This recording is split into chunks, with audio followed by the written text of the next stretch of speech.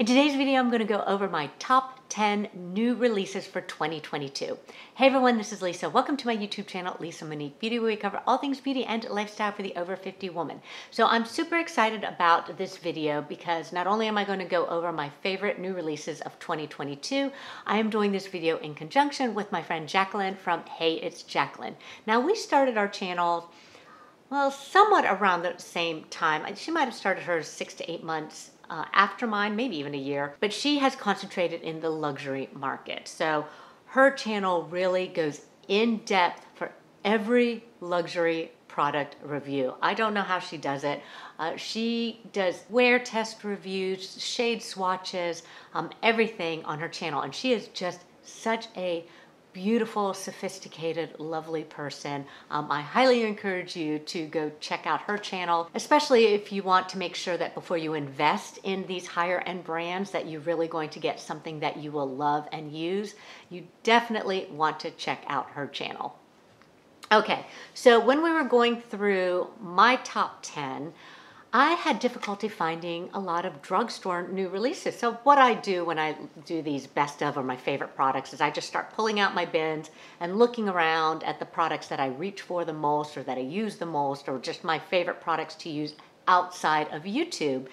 And I actually had quite a few drugstore brands in here, but then when I looked it up online, they may have come out in 2021 or yeah, they just weren't new releases. So they did a lot of lip product new releases I've found, but overall, I just did not think the drugstore brands released that many new and innovative products. So the majority of these products are a little bit higher end, but I'm going to start with the drugstore brands because those are the products that I use when I'm first starting to apply my makeup.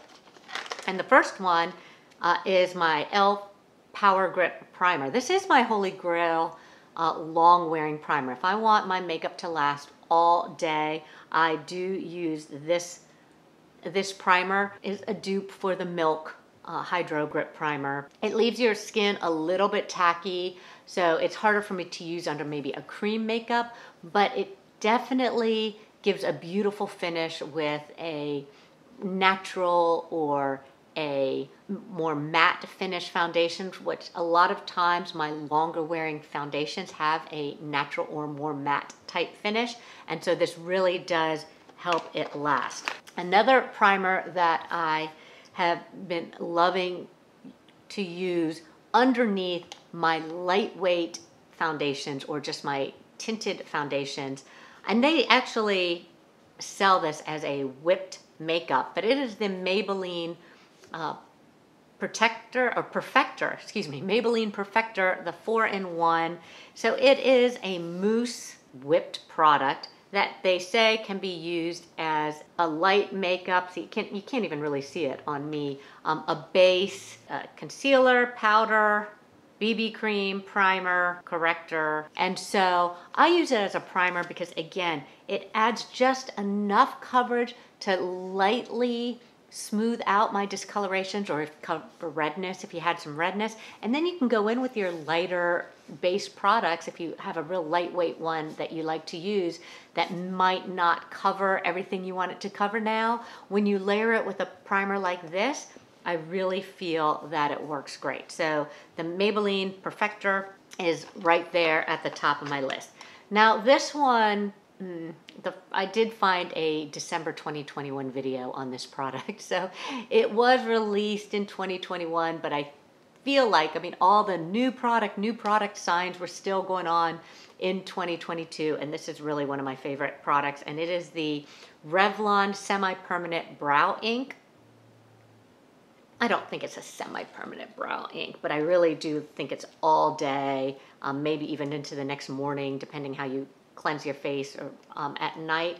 But this brow ink has a fine brush, and I think it's really good at getting underneath the hairs.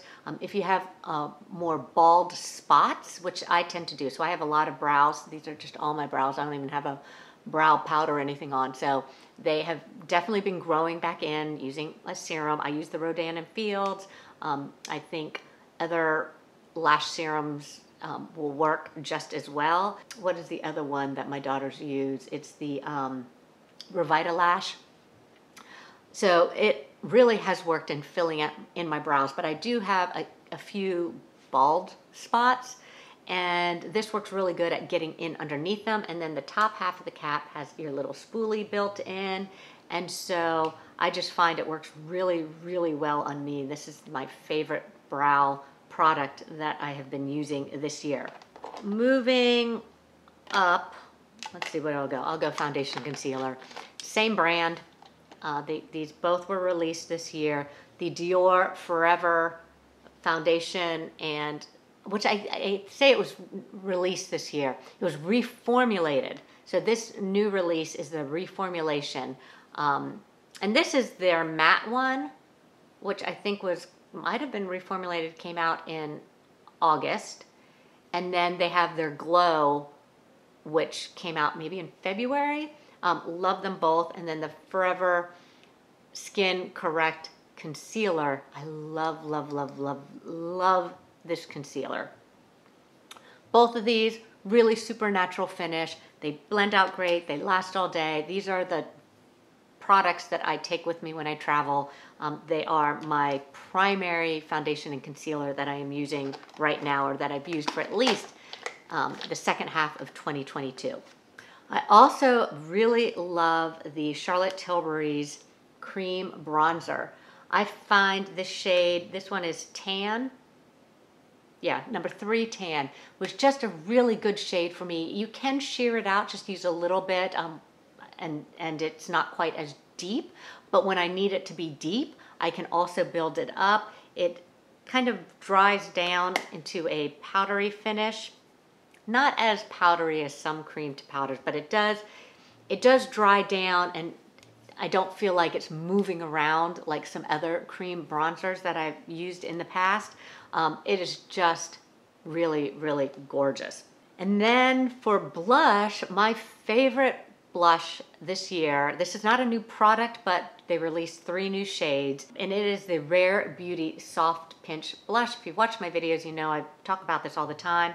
This one is in Believe. I also use the Encourage all the time. Those were 2 of their new shades. They're a little bit darker than their original releases, and they look super dark here, but they also blend out beautifully. But you can see this shade here is a beautiful shade, you know, with the plummy colors that I have on now. So I really, really do love these blushes, and they last all day. They are, you could call them semi-permanent, but again, not that they're really semi-permanent, but they're gonna last all day. I will have blush on when I take off my makeup at night.